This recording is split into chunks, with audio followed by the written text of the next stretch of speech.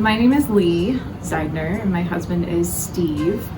We were high school sweethearts and got married shortly after we graduated from college. And ever since we were married, we've had a dream of owning a cabin in the woods, but we didn't know what it was for. So the idea kind of evolved over the course of our marriage to just a place to go away to well, why not, maybe we can just live there full time, and we can find this sweet spot where we find a cabin in the woods in the suburbs where we can still get our groceries and have neighbors.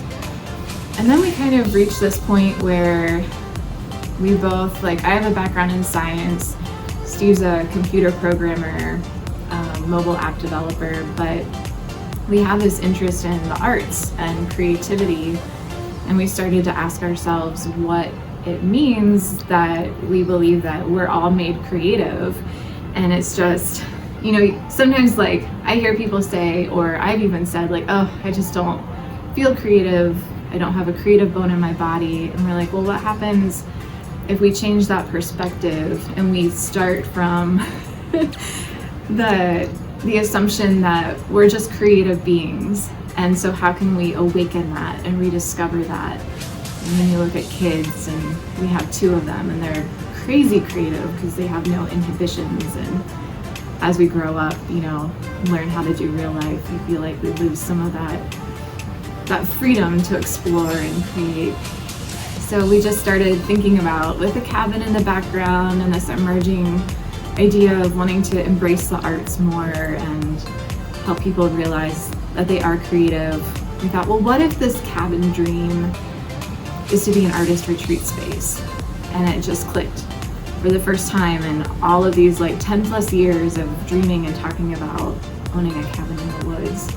So we started looking, and we didn't know what we were looking for. And this place, where we are now, it's got 3 houses or cabins, a barn, and then 27 acres. And it wasn't even on our radar at first. It was way out of our price range. And again, we didn't know what we wanted. We didn't know if we wanted to build or whatever, but it just kept dropping in price. And so we finally came and looked at it, and the story of this place was that it was owned by an older couple who used to rent out Airbnb the 2 cabins. They had a lot of nursing students that would come and stay, families, and then they had health problems, and they just couldn't keep up the upkeep and running of the place. And so it just sat abandoned for 3 years. So the cabins, when we came and looked at them, it was as if the last people in 2014 had stayed and then left, or whatever year it was, 2016, I don't remember. There was still trash in the trash can, dirty dishes in the sink, the beds were half made, all the furniture was here, and they said, you get to keep it all.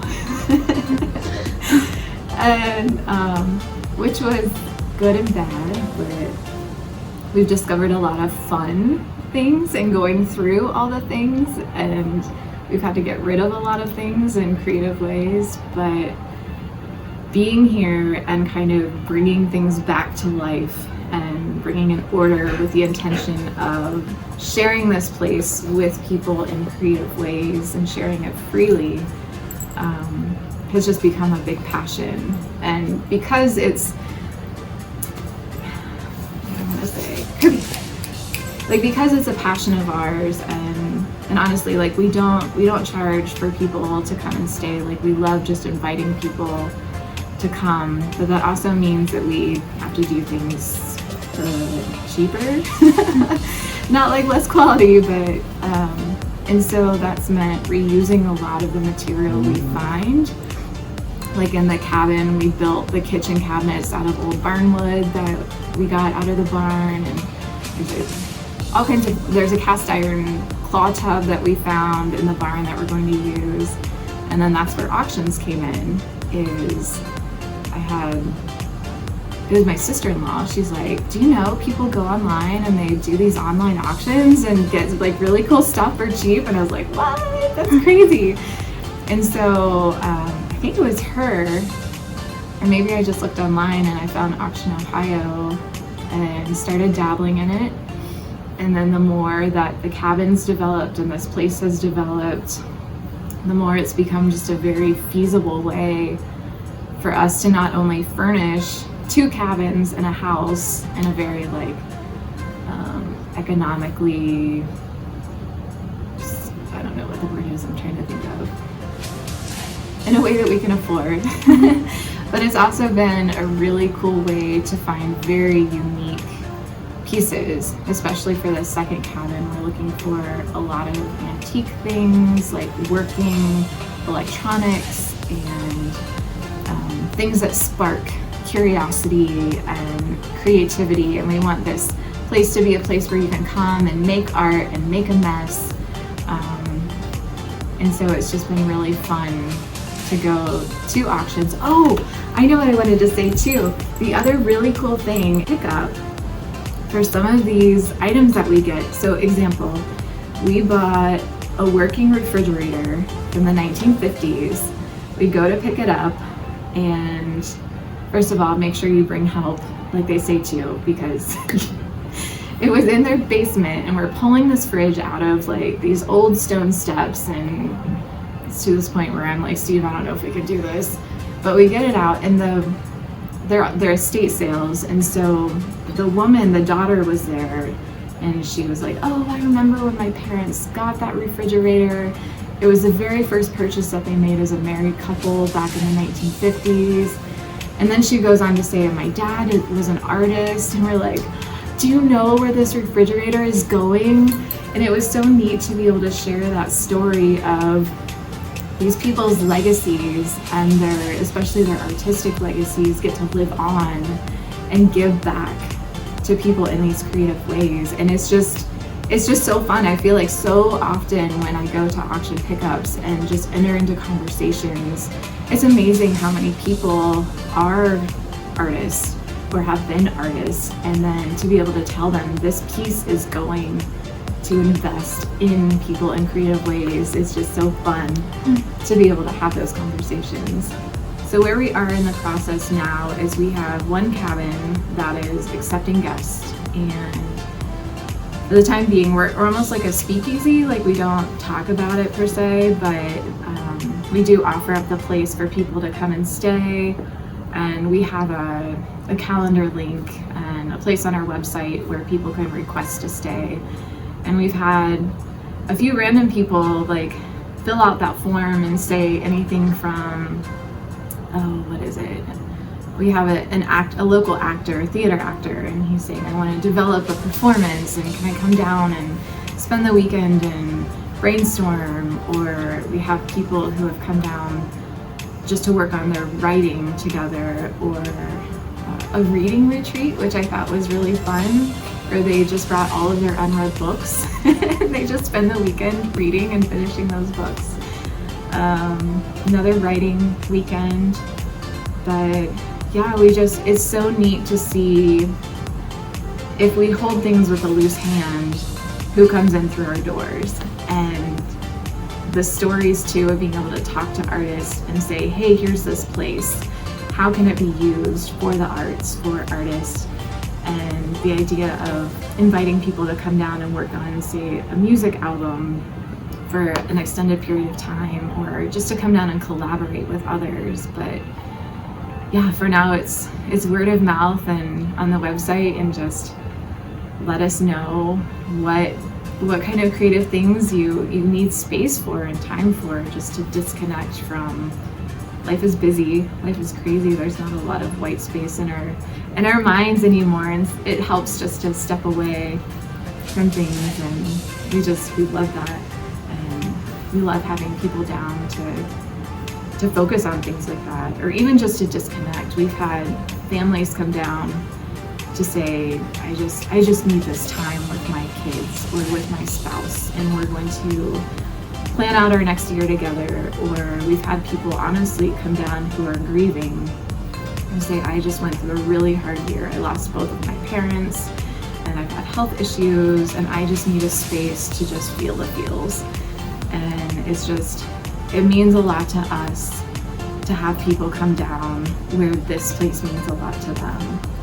And so we're looking for more ways to invite people to come down or be able to say yes. We love being in a place where we can say yes to people coming down, and this being that kind of meaningful place for people.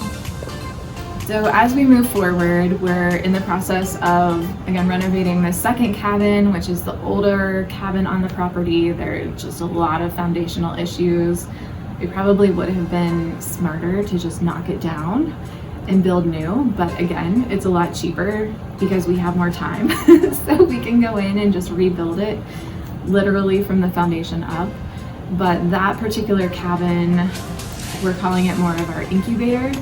So it'll have more community workspace. It's a small cabin, so like small community workspace, but to come and collaborate on a project, whether that's a hackathon type thing where you come and develop a program or software, hardware, or again, like the music thing.